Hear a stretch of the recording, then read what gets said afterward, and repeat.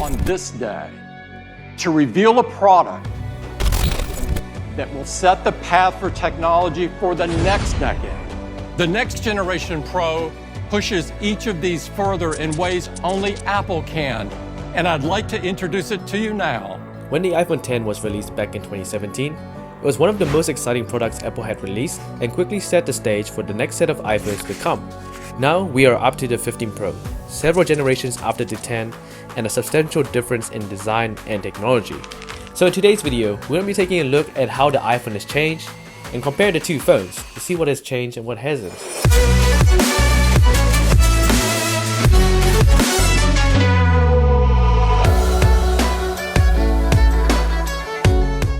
First off, let's start with design. When the iPhone X was released back in 2017, design was one of the biggest changes Apple had made to the iPhone. The design was different and polarizing compared to the last few iPhones Apple had been releasing, which were getting pretty boring in that stage. We also do see a much more different display. With the iPhone X being the first phone to have the notch and the edge-to-edge display, the iPhone 15 Pro now has something called Dynamic Island, which erases the notch and replaces it with a hole punch cutout that has a few tricks up its sleeve. The bezels around the phone has also dramatically decreased on the iPhone 15 Pro, making the iPhone 15 Pro look a bit more modern and sleek. One of the key features that separated the iPhone X from the iPhone 8 that was released at the same time was a stainless steel exterior, which was quite different and unique, and looked very fancy and premium. However, fast forward to 2023, and the iPhone 15 Pro has another change to its exterior, this time titanium, which Apple claims to be a bit more fancier and a bit more durable and lighter than the stainless steel was. The iPhone X has a very round and curved frame, whereas now taking a look at the iPhone 15 Pro, it's a much more square design reminiscent of the iPhone 5 series. Turning around to look at the back, the iPhone 15 Pro has a frosted glass back, which is quite different and unique compared to the normal glass finish that we had on the iPhone X. Strangely enough, the iPhone X was actually the first iPhone to have a glass back, which allowed the iPhones to wirelessly charge. On the back side, we also do see a massive camera bump on the iPhone 15 Pro, which in relation to the iPhone X looks completely huge. More on that later. We also do see the removal of the mute switch on and off button for an action button that can be customized to anything that you want. And we also see the introduction of USB-C on the iPhone 15 Pro, stepping away from Apple's old Lightning port. So let's talk about cameras, which has the biggest change and the biggest improvement on the iPhone 15 Pro since the iPhone X. And there's a lot to talk about here. The iPhone X is equipped with a dual lens setup, with a 12 megapixel wide and 12 megapixel telephoto lens. Now this was a big deal back in 2017, because this allowed you to take portrait photos, which was an exclusive feature to phones with dual lens setup. Today, most portrait photos are created by using software, but back in the day, you had to use two lenses in order to create an actual portrait effect by using one of the lenses to blur out the background, separate the subject between the foreground and the background, create that effect. Taking a look at the iPhone 15 Pro, a lot of things have changed with the camera, especially on the physical side. One of the biggest differences on the iPhone 15 Pro is the jump in resolution. The iPhone 15 Pro sports a 48 megapixel main sensor, which is 4 times the resolution of the iPhone X's main 12 megapixel sensor. The iPhone 15 Pro's camera module is a lot larger, thanks to its big optical image stabilization system underneath this camera module. It's quite a far cry between the iPhone X, which has a far more inferior stabilization system when compared to the 15 Pro. Having in-body image stabilization does make taking shots on the iPhone 15 Pro a lot more easier, which means taking shots on the iPhone 15 Pro will look a lot less shakier and a lot less blurred than the iPhone X. One other thing that we can talk about is the telephoto lenses. The telephoto on the iPhone X was actually a 2 times optical zoom, whereas now on the iPhone 15 Pro, it is a 3 times optical zoom, and on the 15 Pro Max, it's a 5 times optical zoom, which is quite a big difference, changing those focal lengths to be a lot more narrower and to shoot a lot more closer into subjects. One thing that you might know that's missing on the iPhone X, but is evident on the iPhone 15 Pro, is the ultra-wide lens, which was introduced to iPhones on the iPhone 11, which means that we can shoot a lot more further back and take in a lot more wider shots than the iPhone X. And finally, to wrap up the camera differences between the iPhone X and the 15 Pro, on the iPhone 15 Pro, we do have the addition of the LiDAR scanner, which allows the iPhone to take better depth photos, especially for portraits and cinematic mode, give a bit more of a realistic foreground and background separation, which the iPhone X can't quite recreate as well as the 15 Pro. We also do have a much brighter and larger flash module when compared to the 10, allowing us to take some pretty unique photos at night.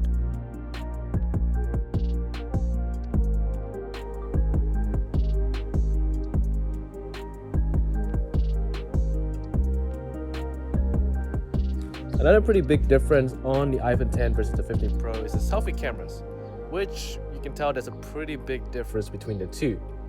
The differences don't just stop there though. The iPhone 15 Pro has a lot more features such as log encoding with videos, which allows you to shoot in a log format to take in more details and have more control over colors in post-production, which has been a major change for videos taken on iPhone. Also, when it comes to photos, the iPhone 15 Pro can now take raw photos, which is pretty cool and allows you to do some pretty awesome stuff in post-production, giving you way more capabilities, change the colors and edit the photos to your liking.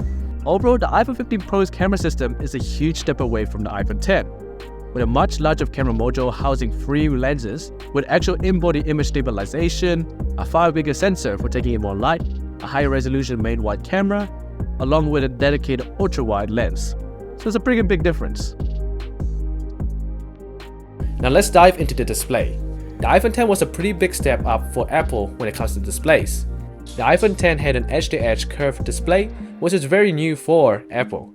And one of the other cool features that the iPhone 10 display had was OLED, a much more superior display technology when compared to LCD, allowing for a 1,000,000:1 contrast ratio. OLED displays control pixels individually, allowing pixels to turn off and on to create a better black, and also to save more battery when you're viewing content that's a lot more darker.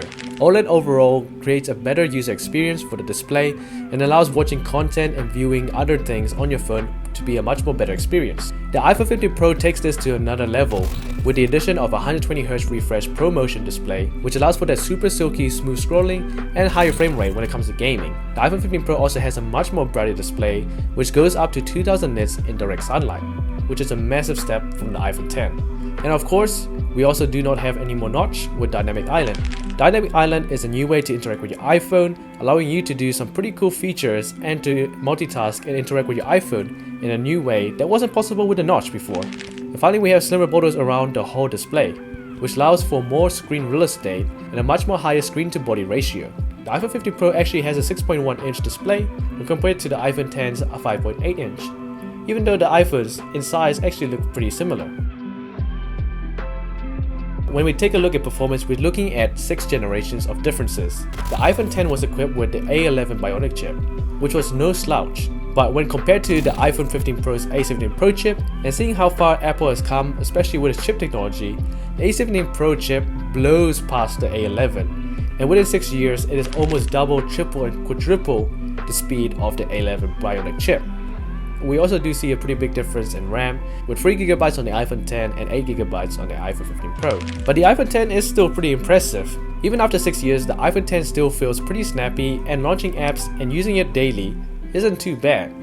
It is still a bit slow and games are a little bit more laggier, but the general use of the iPhone 10 for anything that's not demanding is pretty good, which is a testament to how powerful Apple's chips are and how long they're gonna last for. In conclusion, the iPhone has changed a lot since the iPhone 10, and it has paved the way for the next generation of iPhones, which have become the standard that most manufacturers have been trying to beat. One dramatic change that has really stood out to me is an improvement in the cameras, which have increased in size and in technology, allowing the iPhone to do so much more than we could possibly think when the iPhone 10 was actually released. The iPhone has changed significantly within the last few years, and it's exciting to see what comes next. I'm Upwards, thanks for watching this video, make sure to subscribe, and I'll see you guys in the next one.